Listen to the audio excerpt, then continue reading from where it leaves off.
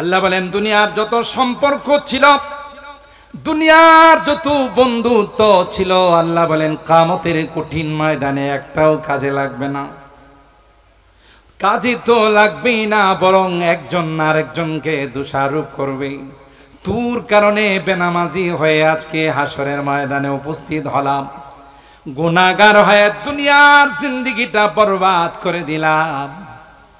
তোর পিছনে না গেলে হয়তো আমার জিন্দেগিটা আরো সুন্দর হতো।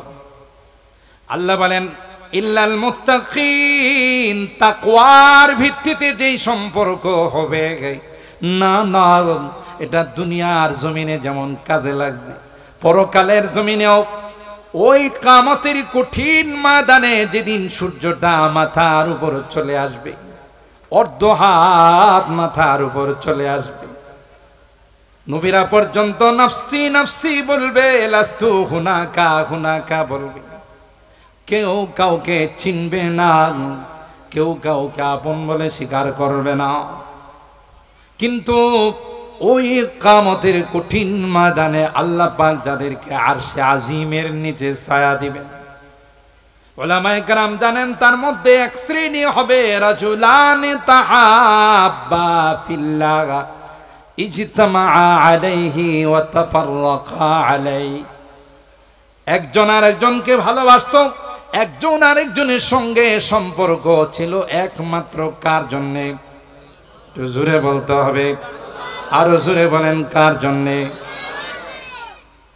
আল্লাহ বলেন ওই দুই ব্যক্তিকে আমি আল্লাহ কিয়ামতের কঠিন ময়দানে আরশে আজিমের ছায়ার নিচে তাদের জায়গার ব্যবস্থা করে দিব। কেন? মহব্বত আর ভালোবাসা সম্পর্কটা ছিল একমাত্র কার জন্যে? জোরে বলেন কার জন্যে? আর ভাইরা, কোনো সম্পর্কই কাজে লাগবে না, সব ধূলিসাৎ হয়ে যাবে, কিন্তু দ্বীনের জন্য, কোরআনের জন্য যে ভালোবাসা, ওই ভালোবাসা শুধুই পরকালে না, যখন আপনাকে একা একা কবরে রেখে চলে আসবে, কে আপনার সঙ্গে হবে না। কোরআনের মহব্বত আপনার অন্তরে ছিল, আল্লাহ পাক কোরআনে কারীমকে আপনার মাথার উপর বন্ধু বানাইয়া বসাই দিবে। কোরআন বলবে আতারিফুনি মান আনা, এ দোস্ত তুমি চিনো কে আমাকে? চিনোনি আমাকে? আমি কে রে? বলবে না তোমাকে চিনি না। বলবে আমি আর কেউ না, আমি হলাম ওই কালাম, ওই কোরআন, যে কোরআনের মহব্বত আর ভালোবাসা নিয়ে তুমি রাত্রে জাগ্রত থেকে মাহফিলের মধ্যে বসা ছিলে, আর আলেম উলামাদেরকে কলেজা দিয়ে তুমি ভালোবাসতে, উলামায়ে কেরাম কোরআনের পাখিদেরকে তুমি ভালোবাসতে। আল্লাহ পাক আজকে তোমার কবরের মধ্যে কেউ নাই, তোমার ছেলে পর্যন্ত লাশটা নামাইয়া কাফনের গিরাটা খুলি দিয়া তোমার চেহারাটা পশ্চিমমুখী করে তোমার ছেলেটা পর্যন্ত উঠে চলে আসলো, কেউ নাই, কেউ নাই। আল্লাহ আমাকে বন্ধু বানাইয়া তোমার মাথার উপর বসাই দিয়েছেন। এ দোস্ত, যতক্ষণ পর্যন্ত আল্লাহর জান্নাতের মেহমান না বানাবো, ততক্ষণ পর্যন্ত তোমার সঙ্গ ছেড়ে যাব না। আল্লাহু আকবার। আর ভাইরা, বিশ্ববিদ্যাপীঠ দারুল উলুম দেওবন্দ,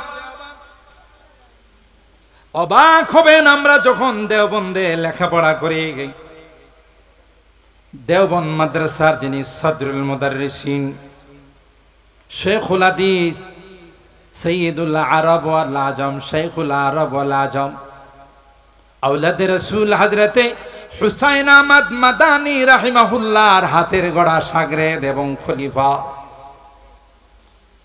দেওবন্দ মাদ্রাসার সদরুল মুদাররিসিন মানে হলো গোটা বিশ্বের সদরুল মুদাররিসিন, সমস্ত মুদাররিসের যিনি হেড। বুখারী শরীফ আব্বাল পড়া আল্লামা নাসির খান সাহেব, আল্লাহ তাআলা ওনার কবরকে নূরে ভরপুর করে দেন, বলেন আমিন। হযরতের বাসায় আসরের সময় আমরা কিছু তালেবে ইলম নসিহত শোনার জন্য, যে আল্লাহওয়ালাদের কাছে যাওয়া, একটু নসিহত শোনা জীবনের জন্য অনেক পাথেয়, অনেক বড় সম্বল, অনেক বড় সম্বল।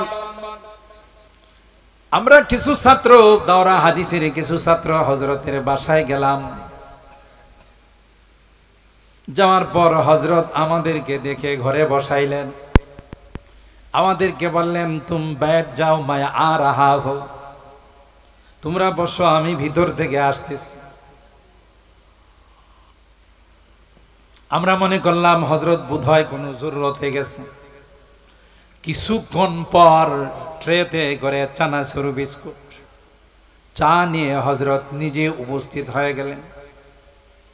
আমরা দাঁড়িয়ে গেলাম, বললাম হযরত आप तकलीफ उठा रहे हैं, हम तो आपसे कुछ नसीहत सुनने के लिए आए हैं। আপনি কষ্ট করতেছেন হযরত, আমরা তো আপনার কাছে বরকত নেওয়ার জন্য, কিছু উপদেশ শোনার জন্য আসছি। ভাই ভালো করে শুনেন, দেওবন্দ মাদ্রাসার শাইখুল হাদিস হযরত হুসাইন আহমদ মাদানীর হাতের গড়া শাগরেদ, হযরত হুসাইন আহমদ মাদানীর খলিফা, তিনি আমাদেরকে ডাক দিয়ে বলেন, ভাই তুম তো রসুল কি মেহমান হো। বুঝেন নাই উর্দু? তোমরা তো রসুলের মেহমান। मैं तो मेहमान रसूल की मेहमान के कुछ खिदमत कर रहा हो, ताकि अल्लाह मुझको भी तुम्हारे साथ जन्नत के मेहमान बना दे। আমি তো তোমাদের কিছু খেদমত করতেছি, যেহেতু হাদিসে আসছে যে তোমাদের কাছে দেশ বিদেশ থেকে ইলমে ওয়াহি অর্জন করার জন্য কিছু কোরআনের পাখিরা আসবে, তাদের সাথে মহব্বত রাখো, তাদেরকে ভালোবাসো, তাইলে আমি নবী তোমার উপর খুশি হয়ে যাব। সে আশা নেই, আমি একটু খেদমত করতেছি, যদি আল্লাহ আমার উপর খুশি হয় আমাকে নাজাত দিয়ে দেয়। সুবহানাল্লাহ বলেন। কেস তিনি কত বড় মাপের একজন আলেম দ্বীন, তিনি বলেন যে তোমাদের খেদমতের ওসিলায় যদি আল্লাহ আমাকে জান্নাতের মেহমান বানায় দেন। সুবহানাল্লাহ বলেন।